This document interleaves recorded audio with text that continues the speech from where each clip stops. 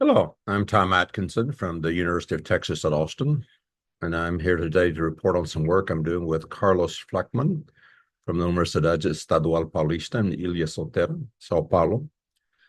We're proposing a catalog of the Scolytinae of Brazil and adjacent areas. This, in large part, reflects work that Carlos has been doing since the early 80s on his nationwide survey of Brazilian bark and ambrosia beetles.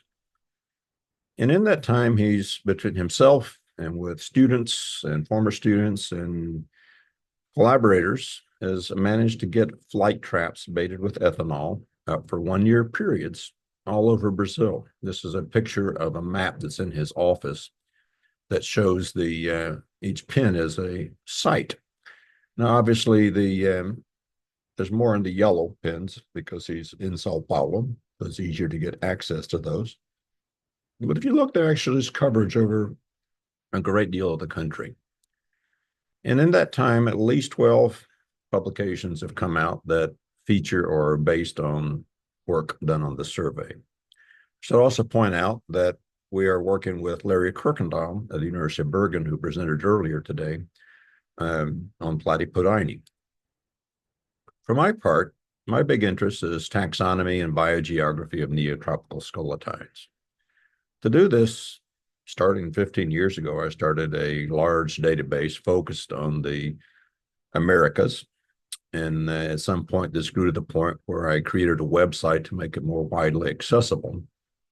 So at least since 2013, it's been possible for users to generate checklists and indices based on selected regions.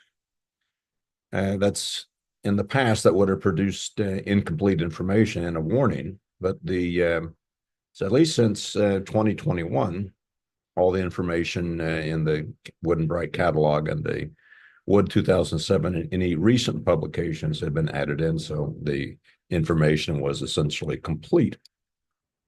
So what this does is you can do just a straight checklist, and this is sorted in a more or less taxonomic alphabetic order. And you'll notice to the right of each name is a little open book icon. It's also possible to generate a list of all names, both accepted or synonyms. You notice the accepted names are in bold, whereas any other names are in normal text. And if you're not sure of the combination, you can also generate a list that will alphabetically by species named with the combinations appearing in parentheses afterwards. Well and good. Clicking on that little book icon will generate a page showing any images, photographs. This is a species described in honor of Carlos Fleckman. Also, list synonyms, combinations, distribution summary, hosts if known, major catalog references, and it also will generate a list of actual collection localities showing the collection where this material is found and if the material has been published or not. Well, what we'd like to do now is expand that.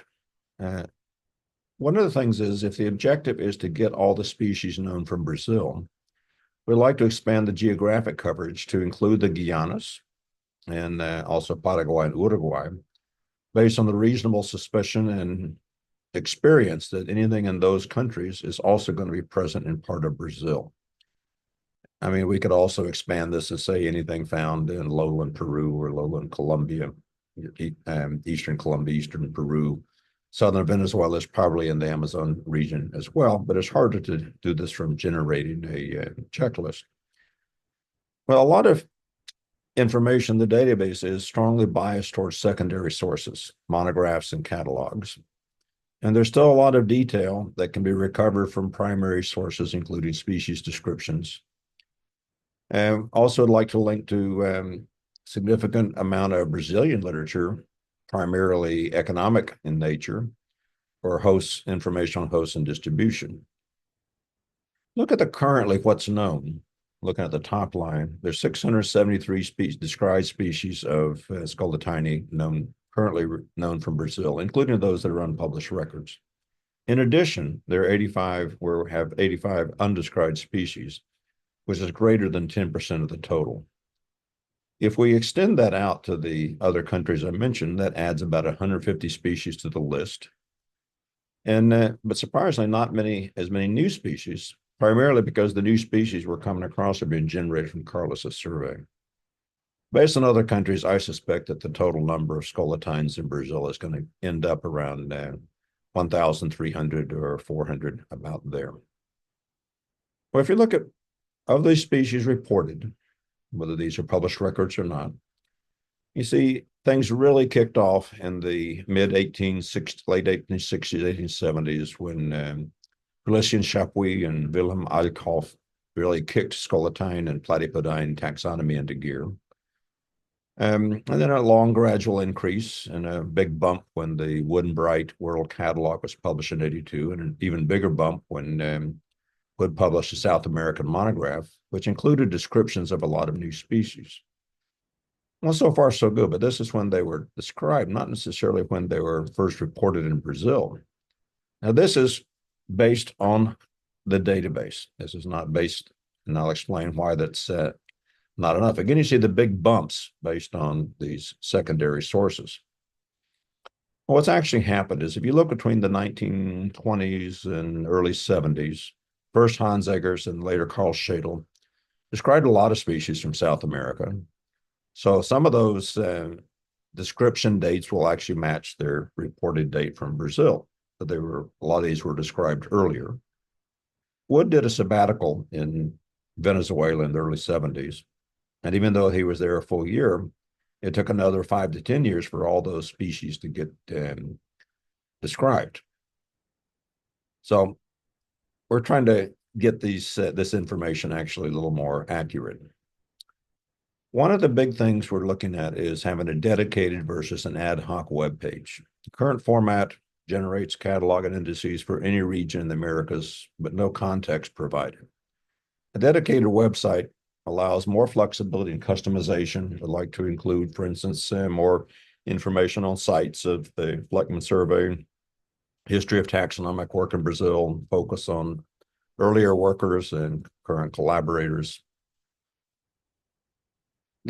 Perhaps one of the main motivations here is to actually publish, as in print, a complete catalog and indices. Right now, the website shows a lot of unpublished records. And certainly posting on a website, it's great, but it's not the same as actual publication. So if anything happens and I get tired of this, the website might disappear. And so we're looking at the publication as a backstop. A lot of the unpublished records are also being cited by third parties, and we'd like to provide a more reliable or better source for citation. In addition, there's the large number of undescribed species. Well, the website and electronic catalog are continue with updates regardless, even after there's an actual publication. And possible supplements in the future, but no promises there.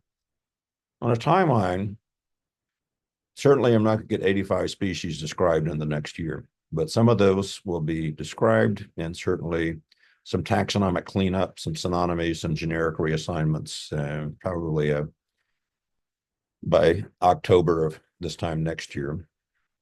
Idea also is to get a final catalog submitted in December 2025.